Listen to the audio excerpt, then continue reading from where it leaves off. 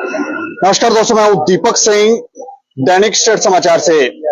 इस समय चुनाव का माहौल है और इस चुनाव के माहौल में कई सारे नेता जो हैं वो लोगों को लुभाने का काम करने की तैयारी कर रहे होंगे।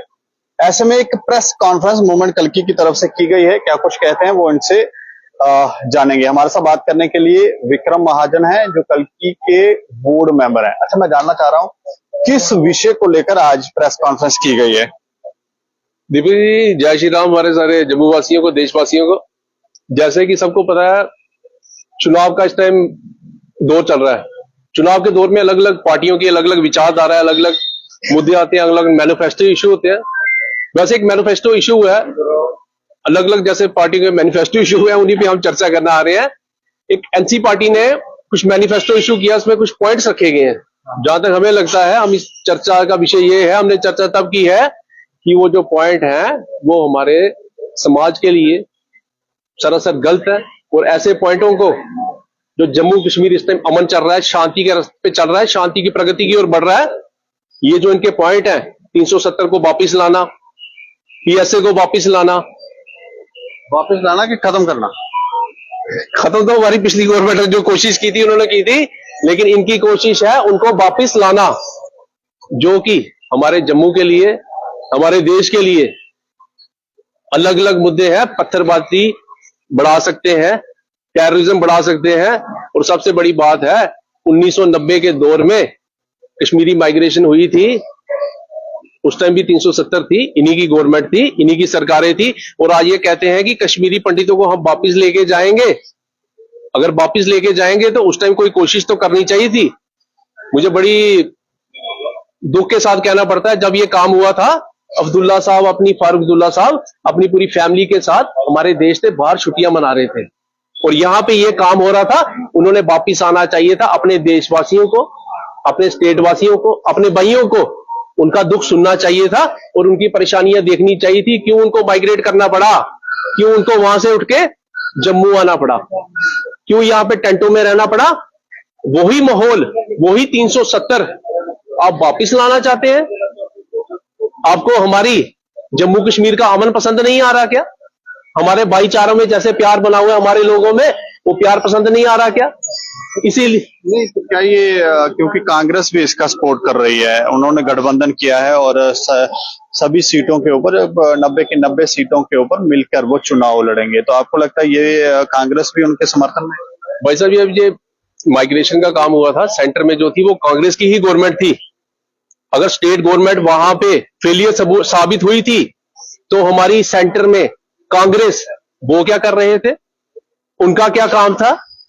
वो बीच में इंटरफेयर क्यों नहीं किया? राष्ट्रपति शासन यहां पे क्यों नहीं लगाया? हमारी यहाँ कश्मीरी पंडित जो इतनी फैमिली मारी गई उस टाइम, बड़े बड़े काम हुए, जैसे बांग्लादेश में हो रहा है वैसे ही उनके साथ हुआ था। अगर सबको याद होगा, देशवासियों को सुने, वही काम हुआ। तो उस टाइम कांग्रेस को राष्ट्रपति शासन लाके उसको रोकना चाहिए था, वो चीजें सारी रोकनी चाहिए थी, और हमारे लोगों का दुख तकलीफ सुनना चाहिए था। क्यों वो टेंटों में रहना पड़ा उनको, क्यों किरायों पे रहना पड़ा? अभी तक वो सेटल नहीं है। अपने घर, अपने बाग बगीचे, अपनी कश्मीर जिसको धरती का स्वर्ग कहा जाता है, वो छोड़ के उनको जम्मू में आना पड़ा। ये सब बातें जो है एनसी को सोचना चाहिए और फिर बातें करनी चाहिए। हम 370 तोड़ेंगे, और जो वो बातें कर रहे हैं फिर उनको सोच समझ के बातें करनी चाहिए। एक और मैं सवाल जानना चाह रहा हूं, क्योंकि जैसे चुनाव आते हैं तो नेता जो है वो अलग अलग प्रलोभन लोगों को देते हैं। कुछ लोग तो कंबल बांटना शुरू कर देते हैं, कुछ लोग तो लोगों को नशा करवाना शुरू कर देते हैं, कुछ अलग अलग तरीके के काम शुरू कर देते हैं, और लोग उसके बाद उनके बहकावे में भी आ जाते हैं और फिर वोट भी दे देते हैं। तो ऐसे लोगों को क्या कहना चाहेंगे आप? दीपक जी, मैं आपकी बात से बिल्कुल सहमत हूं। पीडीपी भी यही कर रही है और एनसी भी यही कर रही है। दोनों 370 को सपोर्ट कर रहे हैं। बात देखा जाए, अपने अपने लोगों को गुमराह करके वोट लेने का चक्कर है, लेकिन इसमें भाईचारा भी खराब करेंगे, और जो हमारे जम्मू कश्मीर का माहौल ठीक से चल रहा है उसको भी खराब करने की कोशिश करेंगे ये। और मेरी सारी पब्लिक से हाथ जोड़ के ये अपील है, भाई साहब, वोट दो, लेकिन सोच समझ के, अपने पर्सनल बेनिफिट के लिए नहीं कि हम इससे काम लेंगे उससे काम लेंगे।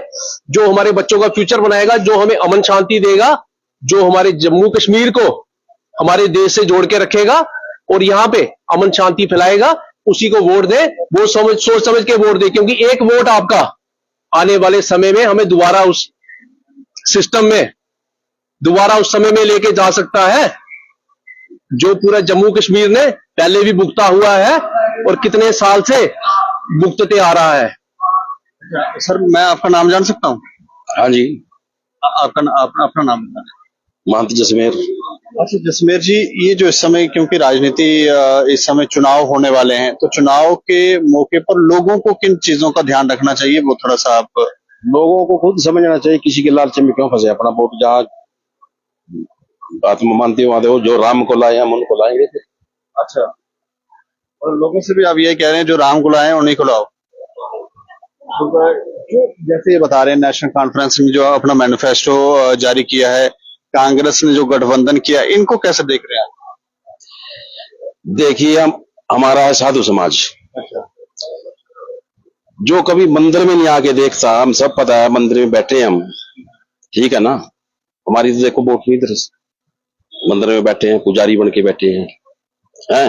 आगे तो ये सरकार सोचे ना, जिसने कभी मंदिर नहीं देखा आके, किसी गरीब को नहीं देखा आके, हैं, तो उसको अपना सोच समझ के टिकट देगी। हमने क्या दिक्कत है इसमें? अच्छा,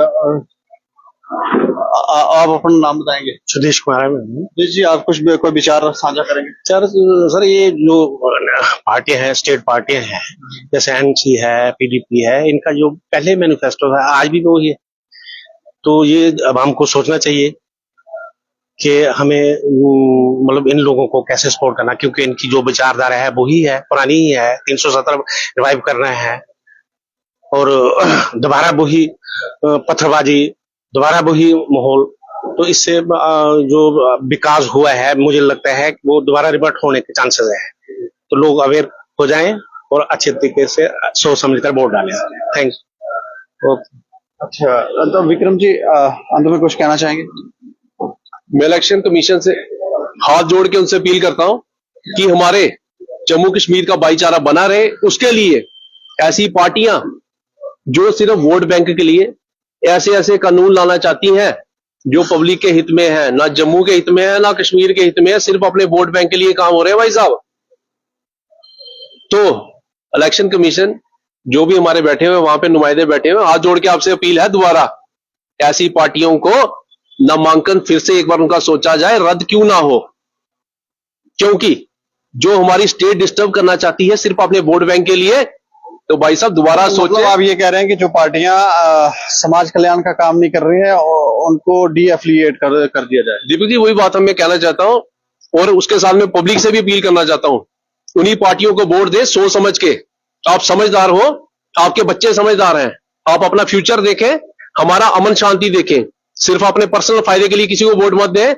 उस आदमी को, उस व्यक्ति को वोट दें जो आगे भाईचारा कायम करेगा, हमारे बच्चों के लिए एम्प्लॉयमेंट जनरेट करेगा, हमें शांति और सुरक्षा देगा।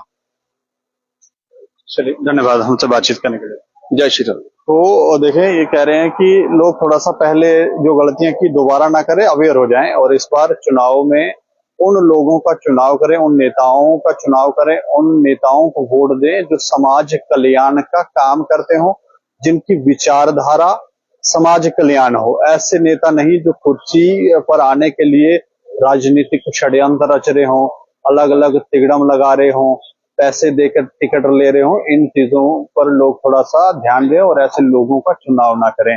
दूसरा ये भी कह रहे हैं कि इलेक्शन कमीशन भी ऐसी पार्टियों पर ध्यान रखे जिनका एजेंडा देश का विभाजन है।